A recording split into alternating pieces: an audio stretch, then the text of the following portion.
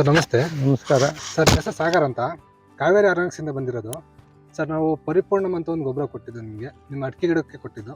Result ಹೆಂಗಿದೆ ಅನ್ನೋದು ನಿಮ್ಮದು ಊರು ಅಡ್ರೆಸ್ ಹೇಳ್ಬಿಟ್ಟು ರಿಸಲ್ಟ್ ಹೆಂಗಿದೆ ಅಂತ ಅದೊಂದು ನಿಮ್ಮ ಅಭಿಪ್ರಾಯ ಹೇಳ್ಬೇಕು ಸರ್. ನನ್ನ ಹೆಸರು ನಾಗರಾಜ್ ಅಂತ. ಹಾಂ. ನಾವು ಮಧ್ಯಕ್ಕೆ ಕೃಷಿಕರು.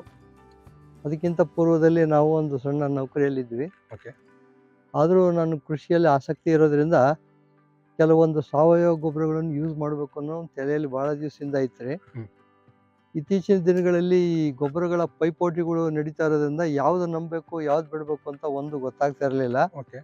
ನಾನು ಒಂದು ಕೃಷಿ ಮೇಳದಲ್ಲಿ, ಶಿವಮೊಗ್ಗದಲ್ಲಿ ನಡೆದಂಥ ಕೃಷಿ ಮೇಳದಲ್ಲಿ ಒಂದು ಸ್ಟಾಲ್ ಹಾಕಿದ್ರು. ಹೌದು ಸರ್. ಯಾರು ಕಾವೇರಿ ಆರ್ಗ್ಯಾನಿಕ್ಸ್ ಅಂತ.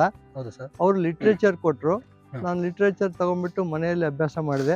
ಓಕೆ. ಯಾಕೆ ಇವ್ರನ್ನ ಅಪ್ರೋಚ್ ಮಾಡಬಾರ್ದು, ಅದರಲ್ಲಿ ಏನೇನು ಇರುತ್ತೆ ಅನ್ನೋದನ್ನು ತಿಳ್ಕೊಬಾರ್ದು ಅಂತ ಆಸಕ್ತಿಯಿಂದ ಏನು ಮಾಡಿದೆ, ಹ್ಮ್. ಅವರ ಒಂದು ಇದಕ್ಕೆ ಫ್ಯಾಕ್ಟ್ರಿಗೆ ಹೋಗ್ಬಿಟ್ಟು ವಿಚಾರ ವಿನಿಮಯ ಮಾಡಲಾಗಿ ಕೊನೆಗೆ ಅವರು ಒಂದು ಗಿಡಕ್ಕೆ ಅಂದರೆ 5 ವರ್ಷದ ಮೇಲ್ಪಟ್ಟಿರೋಂಥ ಗಿಡಗಳಿಗೆ 1 kg ಹಾಕಿ, ಇದನ್ನ ನೀವು ಸಾಮಾನ್ಯವಾಗಿ ಅಕ್ಟೋಬರ್ ನವೆಂಬರ್ ಒಳಗಡೆ ಹಾಕಿದ್ರೆ ಭಾಳ ಒಳ್ಳೇದು ಅಂತ ಹೇಳಿದರು. ನಾವು ಪ್ರಯತ್ನ ಪಟ್ವಿ. ಆದರೂ ಪ್ರಯತ್ನದಿಂದ ಡಿಸೆಂಬರ್ 10ನೇ ತಾರೀಕು ನಾನು ಇದನ್ನು ಗೊಬ್ಬರವನ್ನು ಇಲ್ಲಿ ಹಾಕಿದೆ. ನಾನು ಈ ಗೊಬ್ಬರದ ಬಗ್ಗೆ ಹೇಳೋದಕ್ಕಿಂತ ಹೆಚ್ಚಾಗಿ ನಮ್ಮ ಅಕ್ಕಪಕ್ಕದ ರೈತರುಗಳು ಏನಿದ್ದಾರೆ, ಈ ಸಲ ಯಾವ ಗೊಬ್ಬರ ಹಾಕಿದ್ಯಪ್ಪ, ಎಷ್ಟು ಚೆನ್ನಾಗಿದೆ, ನೀವು ಯಾವ ಥರ ಇದು ಮಾಡಿದ್ರಿ, ಹಾಗೆ ಹೀಗೆ ಅಂತ ಕೇಳಿದರು. ನಾನು ನನ್ನ ಗೊಬ್ಬರದ ಬಗ್ಗೆ ಅಭಿಪ್ರಾಯಕ್ಕಿಂತ ಜನರ ಅಭಿಪ್ರಾಯನೇ ನಾನು ಲೈಕ್ ಮಾಡ್ತೀನಿ. ಯಾಕೆ ಅಂದರೆ ಅವ್ರು ಬೇರೆ ವರ್ಷ ನಾನು ಹಾಕ್ತಾರ ಗೊಬ್ಬರ ನೋಡಿ ಈ ಥರ ರೆಸ್ಪಾನ್ಸ್ ಯಾವುದು ಬಂದಿರಲಿಲ್ಲ. ನನಗೆ ಅನಿಸಿರೋದು ಈ ಗೊಬ್ಬರದಿಂದ ನನಗೆ ಲಾಭದಾಯಕ ಆಗಿದೆ ಒಂದು. ಈಗ ಜನರ ಅಭಿಪ್ರಾಯ ತಗೊಂಡ್ರೆ ನನ್ನ ಬೆಳೆ ಚೆನ್ನಾಗಿದೆ ಅಂತ ಅಂದು ನನ್ನ ಮನಸ್ಸಿಗೆ ಖುಷಿಯಾಗಿದೆ. ಆದರೂ ಈಗ ಒಂದು ಮಣ್ಣಿಗೆ 16 ಪೋಷಕಾಂಶಗಳು ಅವಶ್ಯಕತೆ ಇದಾವ್ರಿ. ಹೌದು ಸರ್.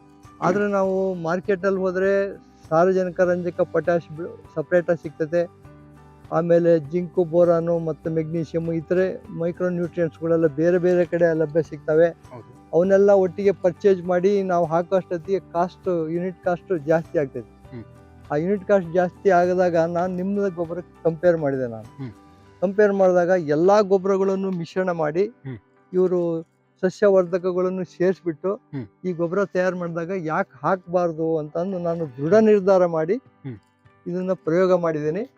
ಈಗ ಇಷ್ಟು ಬೆಳೆ ಚೆನ್ನಾಗಿದೆ ಅಂತ ನನಗೀಗ ಮನವರಿಕೆ ಆಗ್ತಾ ಇದೆ. ಆದರೂ ನಾನು ಇದನ್ನ ಪುನಃ ನಾನು ಮಳೆಗಾಲದಲ್ಲಿ ಈ ಮಳೆ ಬರೋ ಅಕ್ಕಪಕ್ಕದ ರೈತರು ಏನು ಇಷ್ಟಪಟ್ಟರೆ ನೀವು ಹಾಕರಪ್ಪ ಅಂತ ನಾನು ಸಲಹೆ ಕೊಡ್ಬೋದು. ಆದರೆ ಇದ್ರ ಜೊತೆಯಲ್ಲಿ ಹೇಳ್ಬೇಕಂತಂದ್ರೆ ಮಣ್ಣು ಫಲವತ್ತತೆ ಹಾಳಾಗೋದಿಲ್ಲ ಈ ಗೊಬ್ಬರದಿಂದ. ಬೇರೆ ಗೊಬ್ಬರಗಳು ಹಾಕೋದ್ರಿಂದ ಏನಾಗ್ತದೆ, ಆ ಭೂಮಿಯ ಫಲವತ್ತತೆ ಬೇರೆ ಬೇರೆ ರೀತಿಗೆ ಪರಿಣಾಮಕಾರಿ ಆಗ್ತದೆ. ಉದಾಹರಣೆಗೆ ನಾವು ರಾಸಾಯನಿಕ ಗೊಬ್ಬರವನ್ನು ಬಳಕೆ ಮಾಡ್ತಾ ಹೋದ್ರೆ ನಮ್ಮಲ್ಲಿ pH ವ್ಯಾಲ್ಯೂ ಅಂತಾರೆ, ರಸಸಾರ ಅಂತ, ರಸಸಾರ ಮಟ್ಟ ಏರುಪೇರು ಆಗೋ ಚಾನ್ಸಸ್ ಜಾಸ್ತಿ ಇರ್ತದೆ. ಆಮೇಲೆ ಕಳೆಗಳು ಜಾಸ್ತಿ ಆಗ್ತವೆ. ಈ ಇತರೆ ಪೋಷಕಾಂಶಗಳು ಲಭ್ಯ ಇರೋದಿಲ್ಲ. ಅವನ್ನ ನಾವು ಮಾರ್ಕೆಟಿಂದ ಖರೀದಿ ಮಾಡ್ಕೋಬೇಕು. ಹಾಗೆ ನಾವು ಖರೀದಿ ಮಾಡ್ಕೊಂಡಿದ್ದು ಮಾರ್ಕೆಟಲ್ಲಿ ರೇಟಲ್ಲಿ ಕಂಪೇರ್ ಮಾಡಿದರೆ ಇದು ಬೆಟರ್ ಅನಿಸುತ್ತೆ ನನಗೆ. ಇದನ್ನು ನಾವು ಹಾಕ್ಬೋದು, ರೈತರಿಗೂ ಸಹಿತ ಇದ್ರ ಖುಷಿಯಿಂದ ಹಾಕ್ಬೋದು ಅನ್ನೋ ಒಂದು ಸಲಹೆ ನೀಡ್ತಾ ಇದ್ದೀನಿ.